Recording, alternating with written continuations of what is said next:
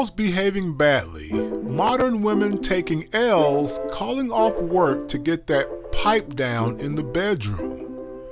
Gentlemen and ladies, welcome to the Brother Apocalypse. In this video, oh boy, modern women have been taking L's all year long, and I've got some short stories of naughty and mean ladies behaving quite badly.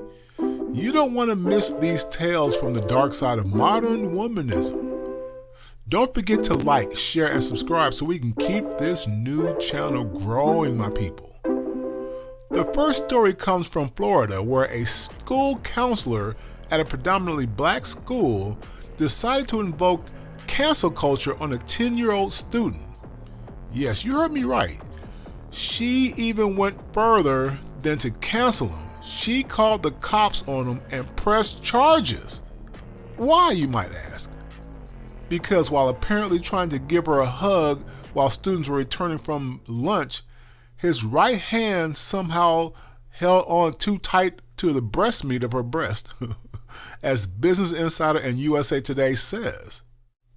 Quote, according to USA Today, the police report states the student allegedly cupped her left breast in a disrespectful way and that she had to forcibly remove his hand. There's no witnesses, just her words against his grandmother told USA Today. He's only 10, unquote. Now, since none of us were there, we can only speculate, of course. Was the 10-year-old boy thirsty for some breast milk? Maybe, now, who knows? Just kidding. But the school did suspend the boy for 10 days, going on just her word alone. The student disputes her version of the event, of course. Pressing charges on a 10-year-old boy smells like the Me Too cancel culture queens of petty just want to ruin a boy's life over what seems like a minor matter. We've reached a point in society where we need to separate the sexes, because now young boys are no longer protected from excessive assault allegations like this one. Just my opinion. Next up is a reaction video on the Philip Scott YouTube channel. I won't go into too many details on that video, as you can check it out yourself at the link below. But long story short, this guy, a white guy out there, got married to the love of his life. Some years later, she got bored with him and probably found someone else. You know how that goes, and so on and so on. But instead of just doing a clean divorce, she decided to do what most modern women do in a divorce situation. She sucker punched him by emptying the house, children, and bank accounts when he's at work. Well, that's what they do. That's the normal pattern. I don't know if he had kids with her in this case, but that's what they do, right? Let's cue this up. Here I am being an honest man, right? You want to see what it gets you? This is what it is. She just emptied the bank account! And I just paid American Express. This guy had an Amex card since forever, but now it is ruined. She ruined his credit history. I actually had this part happen personally, though I was smart enough to protect my bank accounts. That's another story in itself. But speaking of that, when I was going through my nightmare divorce in 2009, the client project manager at the time for my consulting company reported that I reported to told me his story. Now, long story short, with no advance notice of anything wrong in their marriage, he came home after work one day like he always did. But that one fateful day, the whole 2-story house he owned with her was empty. No furniture, no food, nothing but a letter on the counter. And in that letter, she wrote that she didn't want to be married anymore and took everything. He then checked the bank accounts and she emptied all of them. I think she even forged his signature on one of them, something like that. It's been a while. He was so furious forever and beyond depressed, as she also took their kids somewhere he didn't know. He didn't know where they were. Just everything was gone in 1 minute, one day. He could never face her again after that. And after he got remarried a few years later, he had to have his second wife get the kids for his visitation. Now, his case was uglier than mine, and mine was pretty ugly. All right. Now, on to another set of naughty girls behaving badly. This time, the naughty sisterhood of Georgia politics, combined with the matriarchal MSNBC news media matrix, loves to paint all brothers as dumb, low IQ people who need help to protect us from the dangerous boogeyman in the Republican Party. These kinds of modern women have absolutely no clue who we are as brothers and men in general, which is why they have bizarre opinions about black men and men in general.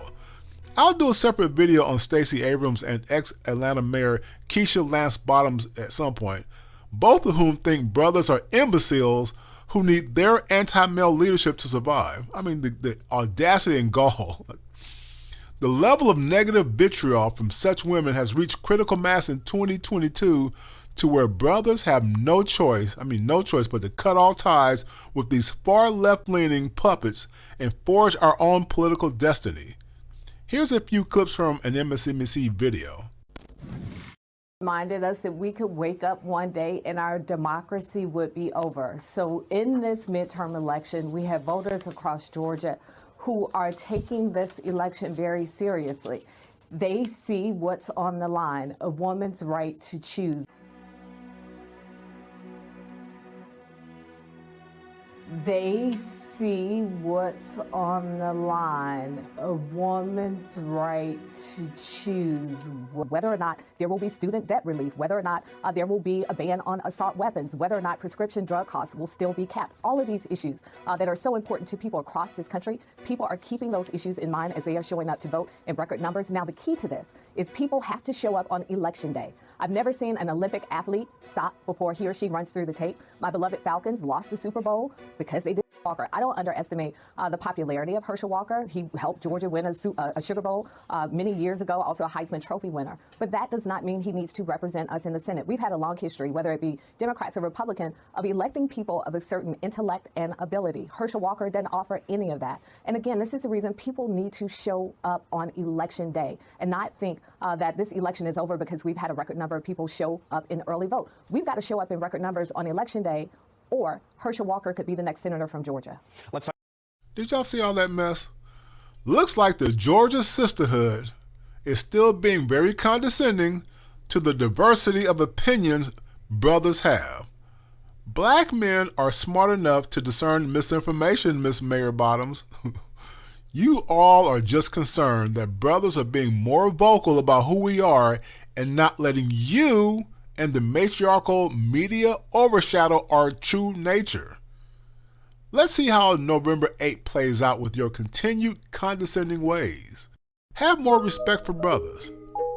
And by the way, she even said that what was at stake was women's right to delete their children.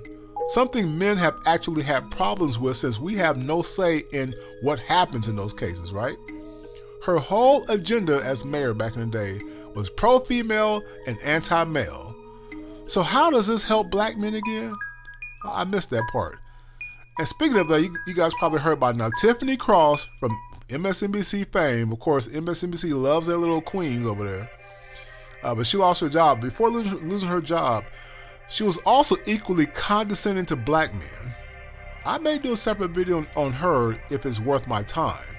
But to sum up what I think her talking points are about us brothers, here's what I think. So the Sisterhood of Democratic Worshippers, that's what I call them, Democratic Queens over there, are basically telling brothers to shut up and vote their way without question, and brothers get these quote-unquote benefits in return. Number one, shut up and pay child support without questioning how we spend it. Okay, that sounds nice.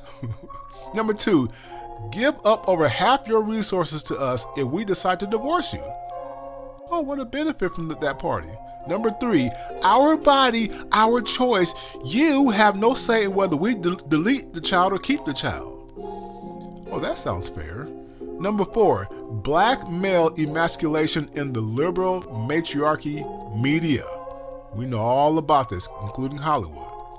Number five, we have no love for men. Men are beneath us. Oh, wow. That sounds right, doesn't it, brothers? Okay, gentlemen, don't trip over each other as you race to the polls November 8th to vote for your favorite left-wing oppressors against your right-wing oppressor. They're both oppressors. Both parties oppressive. Finally, on a lighter note, this story from Daily Dot talks about a female restaurant server calling her female boss so she can come to work later than usual. Now let's see. Did she have daycare issues? No. Car problems? Nope. Was she ill, sick, some kind of bad disease? Nah, none of that. Her only excuse, and she was blunt about it too, was that she was horny and was about to get laid to satisfy that craving. Oh boy. Now, you would think she'd get fired for forcing coworkers to have to cover for her indecent proposal, but nope. Her boss, remember I said she was female for a reason, her boss appreciated her honesty. Oh, you were so honest, and granted her request. Oh boy, equal work for equal pay apparently. Welcome to the workplace of the 2020s, look at that. Don't forget to like, share, subscribe so we can keep this new channel growing. Until modern women stop behaving badly and taking all these L's, the apocalypse of good men will continue. Welcome to the Brother Apocalypse.